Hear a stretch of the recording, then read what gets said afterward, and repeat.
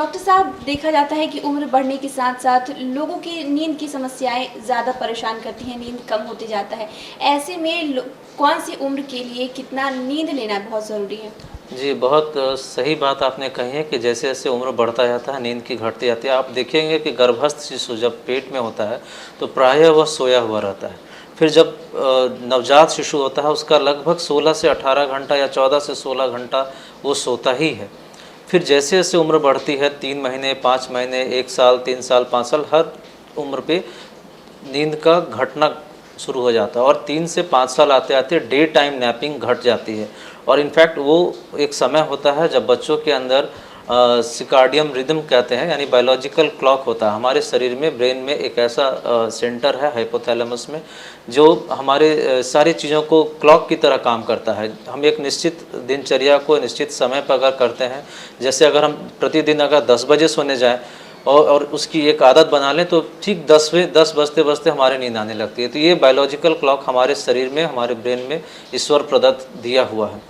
तो ये सेट होने में लगभग 3 to 5 मंथ्स लग जाते हैं और 3 साल आते आते उम्र तक ये कम्प्लीटली एक तरह से रिजॉल्व कर जाता है।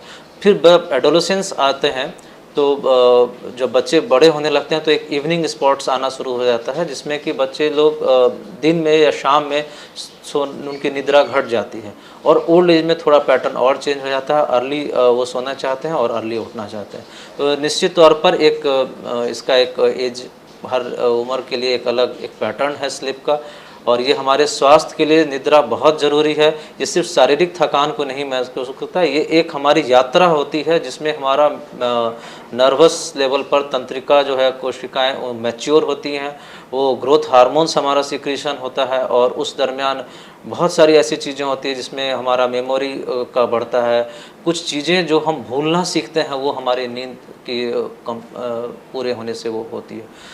तो नींद केवल शारीरिक केवल आराम के लिए नहीं है, ये एक यात्रा है जिसमें हम विकास की ओर बढ़ते हैं और भावनात्मक हमारा एक मैच्योरिटी भी आता है इसमें। तो डॉक्टर साहब, देखा जाए तो खान पान एक बहुत मायने रखता है। बहुत बार लोग होता है कि रात में सोते समय जो है मीठा खाकर सोते हैं, तो क्या इससे अच्छी नींद आती है?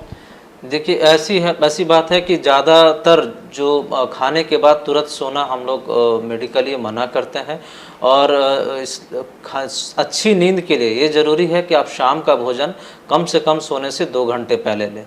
रात का खाना हल्का रखें और बहुत तेलीय या वसा युक्त भोजन रात में कम से कम नहीं करें। ज़्यादा खाने से एसिडिटी या रिफ्लक्स की परेशानी हो सकती है और वो आपके निद्रा में भी परेशान कर सकता है। नींद के दरमियान में वाटर ब्रश या मुंह में पानी आना ये हो सकता है, प्रॉपरली फूड डाइजेस्ट भी नहीं हो पाता है। तो स्लीप हाइजीन के बहुत सारे कंपोनेंट हैं, जिसमें एक कंपोनेंट ये है कि रात का भोजन हमारा हल्का होना चाहिए। रात में सोने से 2 से 4 घंटे पहले, कम से कम 4 घंटे पहले किसी भी तरह का चाय कॉफ़ी का सेवन नहीं करेंगे।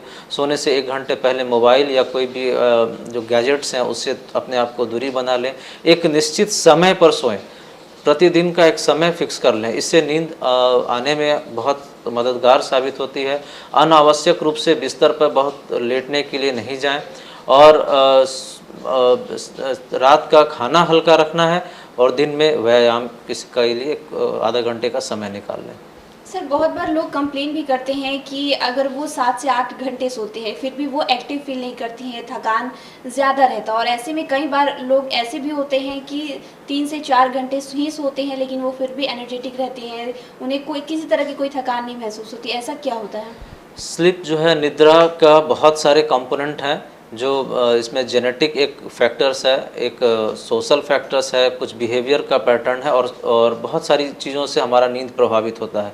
और स्लीप साइकिल में 2 कंपोनेंट होते हैं, एक डीप स्लीप, अनरेम स्लीप बोलते हैं, अनरेम स्लीप बोलते हैं। तो ये हर एक व्यक्ति का अलग होता है, जिस तरह से ट्रेनिंग दी गई, घर का माहौल कैसा है, कल्चरल सोसाइटी कैसे है। पहले हम लोगों के यहाँ ज़्यादातर लोग जल्दी सोते थे और जल्दी उठते थे। जो लेट नाइट वर्कर्स हैं, शिफ्ट वर्कर्स हैं, उनमें निद्रा की परेशानी बहुत ज़्यादा होती है। तो ये अगर स्लीप पैटर्न गड़बड़ है या नींद की प्रॉपर क्वालिटी आपको नहीं मिल पा रही है, आप 8 घंटे बेड पर रहने के बाद भी क्वालिटी स्लीप नहीं ले पा रहे हैं, तो स्लीप हाइजीन में दिए गए सारे कंपोनेंट्स को आपको फॉलो करना है। किसी तरह की मेटाबॉलिक डिसऑर्डर्स से अगर आप ग्रसित हैं, जिसमें thyroid, blood pressure, heart disease है, तो उसको इंश्योर करें कि वो मेरे कंट्रोल लेवल पर हैं या नहीं।